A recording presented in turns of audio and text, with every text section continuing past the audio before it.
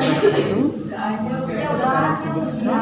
Kembali lagi di materi pembelajaran produktif kelas 11. Pada kesempatan kali ini, Ibu akan menerangkan mengenai mata pelajaran administrasi pajak, kemudian pengelolaan kas, dan juga Mayo. Untuk materi administrasi pajak, kita awali dengan materi mengenai wajib pajak badan. Adapun wajib pajak badan, kita mulai dari apa ya sih yang dimaksud dengan badan, dan apa juga yang dimaksud dengan badan usaha tetap. Badan adalah sekumpulan orang atau modal yang merupakan kesatuan, baik yang melakukan usaha maupun yang tidak melakukan usaha, yang meliputi perusahaan terbatas, kemudian CP, badan usaha milik negara, badan usaha milik daerah dengan nama dan bentuk apapun. Sedangkan yang dimaksud dengan badan usaha tetap yaitu bentuk usaha yang menyangkut orang pribadi atau badan selaku agen yang kedudukannya tidak bebas, yang bertindak untuk dan atas nama pribadi atau badan yang tidak bertempat kedudukan di Indonesia. Jadi untuk badan di sini yaitu bisa bentuknya organisasi, ya, tadi meliputi perseroan terbatas, ya, di mana di sini untuk perseroan terbatas itu ada yang terdiri atas persero aktif dan juga persero pasif. Kemudian ada CP, ada badan usaha milik negara, di mana sebagian besar modal itu berasal dari negara. Kemudian ada BUMD yang dikelola oleh pemerintah daerah. Sedang badan usaha tetap yaitu yang mereka melakukan usaha, ya, tapi tidak berkedudukan di Indonesia. Berikutnya yaitu bagaimana cara melakukan perhitungan PPh badan.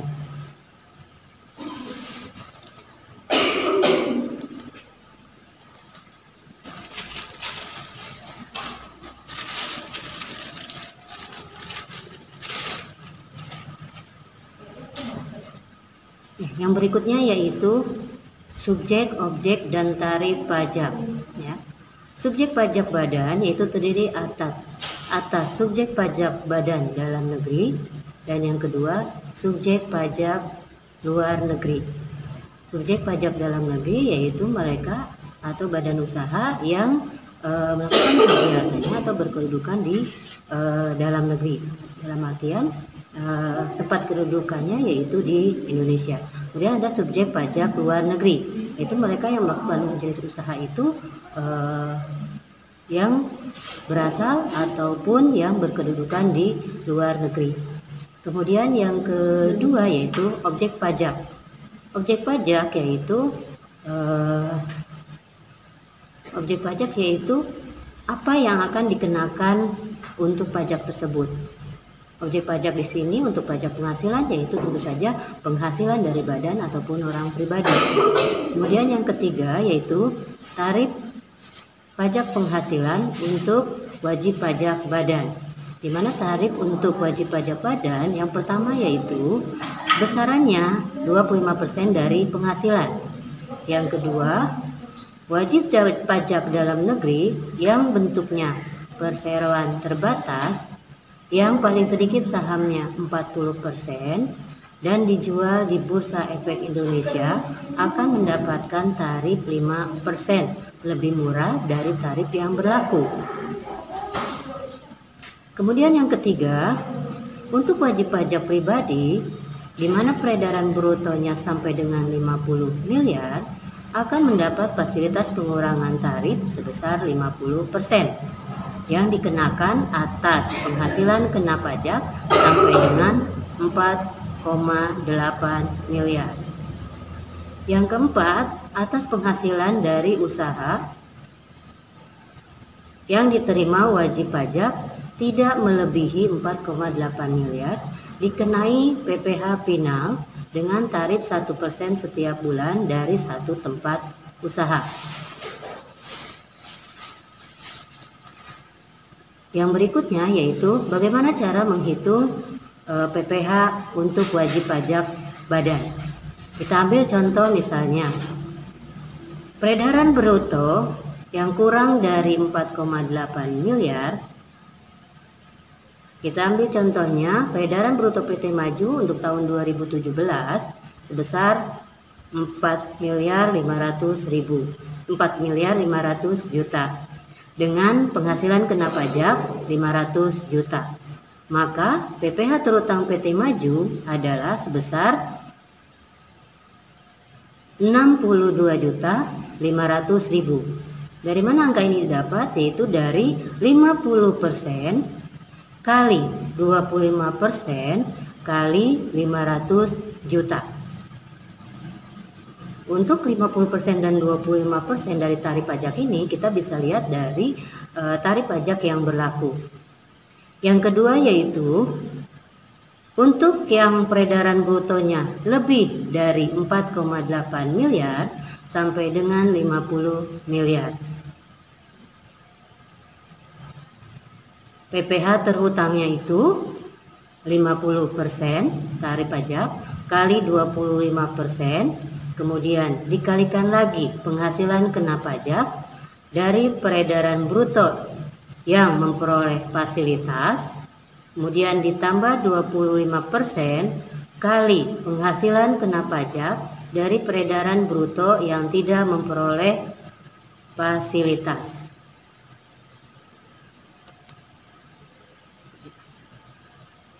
Untuk lebih memahami mengenai materi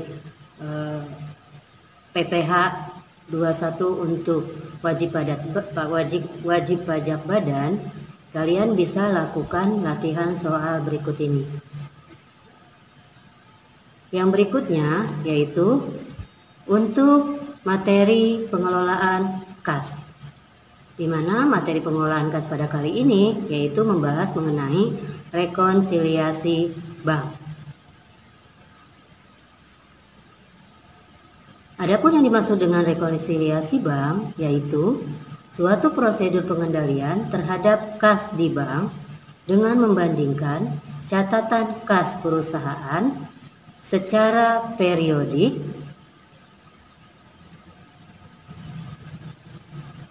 bank mengirimkan laporan berupa cash statement atau lebih dikenal juga dengan rekening koran yang berisi semua transaksi penyetoran selama periode tertentu. Tujuan dari rekonsiliasi bank adalah untuk memastikan persamaan dan perbedaan saldo catatan perusahaan dengan laporan bank, juga sebagai kontrol atas penerimaan dan pembayaran yang dilakukan secara tunai. Jadi di sini rekonsiliasi bank dibutuhkan untuk melakukan pencocokan mengenai saldo kas yang terjadi di dalam perusahaan dengan saldo kas yang dimiliki oleh pihak bank. Sehingga pada saat dilakukannya pembuatan laporan itu hasilnya tidak terjadi selisih. Apa saja komponen yang dimasukkan ke dalam laporan rekonsiliasi bank? Yang pertama yaitu deposit in transit atau istilah lainnya yaitu setoran dalam perjalanan. Yang dimaksud setoran dalam perjalanan yaitu setoran yang sudah dilakukan oleh pihak lain kepada perusahaan, sudah dilakukan ke perusahaan, tetapi perusahaan sendiri belum melakukan pencatatan. Kemudian yang kedua yaitu outstanding check atau cek yang masih beredar. Cek yang masih beredar artinya yaitu cek yang sudah dikeluarkan oleh perusahaan untuk membayar supplier, tapi kemudian oleh supplier tersebut ceknya tadi belum sempat diuangkan,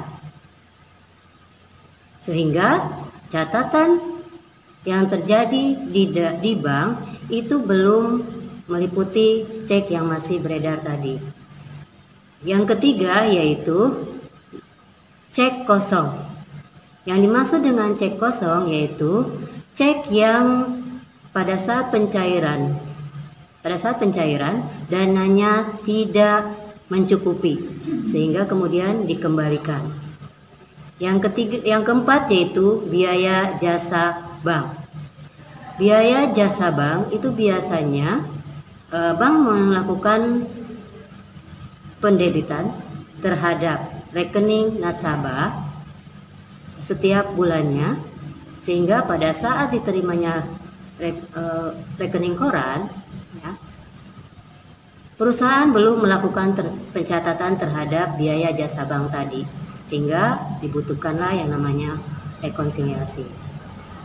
Yang berikutnya yaitu yang kelima yaitu jasa giro.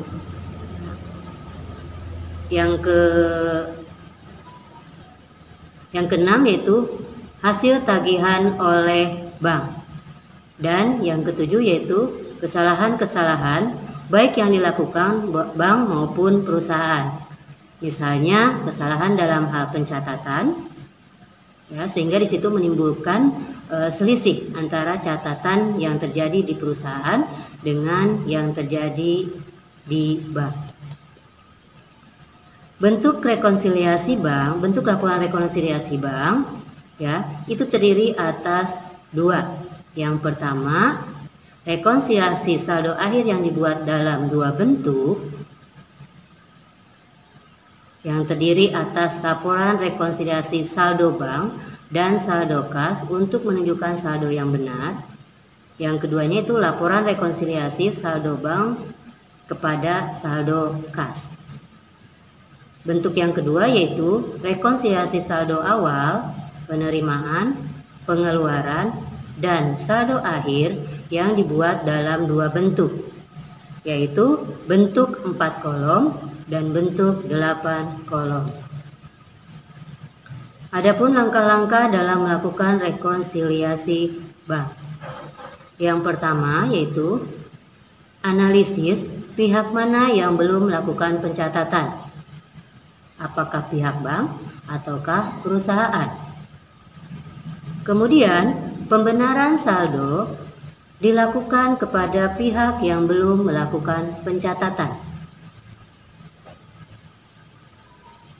Langkah yang kedua yaitu analisis transaksi tersebut. Apakah transaksi tersebut menyebabkan saldo bertambah atau berkurang? Kemudian pembenaran dilakukan kepada pihak yang belum melakukan pencatatan. Langkah yang ketiga yaitu jika pencatatan telah dilakukan oleh kedua belah pihak, namun terdapat kesalahan pencatatan, maka yang melakukan rekonsiliasi adalah pihak yang melakukan kesalahan. Langkah yang keempat yaitu kesalahan yang dilakukan di mana kesalahan tersebut menyebabkan saldo pencatatan terlalu besar atau kecil sehingga harus disesuaikan agar menjadi benar. Untuk pencatatan di sini kita lakukan pencatatan sesuai dengan selisih. Ya. Berikutnya yaitu contoh laporan rekonsiliasi bank. Ya. Kita lihat di sini. Kita masukkan dulu di sini saldo bank dengan saldo perusahaan. Kemudian transaksinya kita analisis mana yang menyebabkan transaksi itu berkurang atau bertambah, apakah di pihak bank ataukah di perusahaan. Kemudian di sini kalian bisa lihat lagi kesalahan yang lain, misalnya kesalahan penulisan dan cek yang masih beredar. Ini contoh laporan rekonsiliasi bank.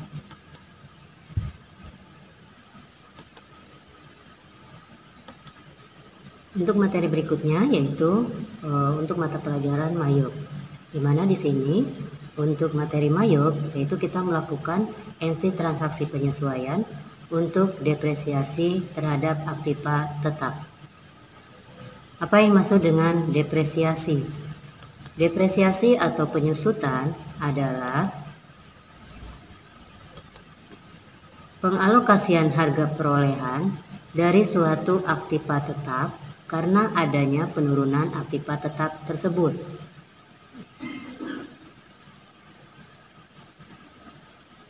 Sedangkan yang dimaksud dengan jurnal penyesuaian adalah jurnal yang nantinya akan dibuat pada akhir periode untuk mengalokasikan pendapatan dan pengeluaran untuk periode tersebut di mana belum terjadi transaksinya. Kita ambil contoh misalnya, perusahaan melakukan pembuatan laporan keuangan per 1 Desember tahun 2020. Tapi kemudian ternyata dari tanggal 1 sampai ke tanggal 31 Desember itu terjadi transaksi lagi.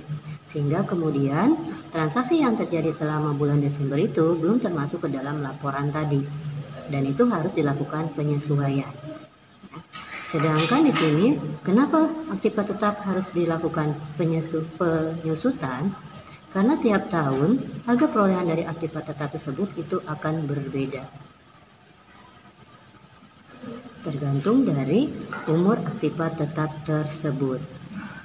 Adapun faktor-faktor yang mempengaruhi penyusutan atau depresiasi, yang pertama yaitu harga perolehan dari aktiva. Harga perolehan dari aktiva ini harga atau nilai buku pada saat aktiva tetap tersebut kita dapatkan. Kemudian yang kedua yaitu nilai residu atau nilai sisa. Nilai sisa yaitu nilai yang masih ada pada saat aktiva tersebut kita hilangkan atau tidak dipakai lagi untuk kegiatan produksi perusahaan. Yang ketiga yaitu umur ekonomis. Umur ekonomis yaitu masa pemakaian dari aktiva tetap tersebut. Kemudian yang kedua yaitu metode-metode yang bisa dipergunakan untuk melakukan perhitungan penyusutan. Yang pertama metode garis lurus. Metode garis lurus. Yang kedua yaitu ada metode saldo menurun. Yang ketiga yaitu metode jumlah angka tahun, dan yang keempat metode satuan jam kerja. Kemudian yang kelima metode satuan hasil produksi. Yang dimaksud dengan metode garis lurus yaitu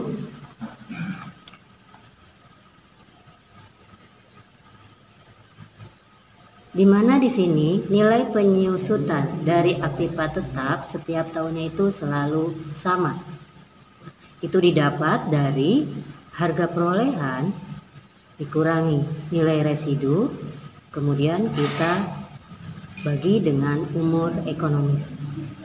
Metode yang kedua yaitu metode saldo menurun. Di mana di sini metode saldo menurun itu didapat dari 2 kali metode garis lurus.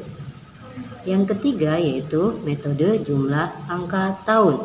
Di mana dalam metode ini yaitu nilai penyusutannya tiap tahun akan semakin berkurang. Yang keempat yaitu metode satuan jam kerja. Nilai penyusutannya itu berdasarkan satuan jam kerja. Yang kelima yaitu metode satuan hasil produksi.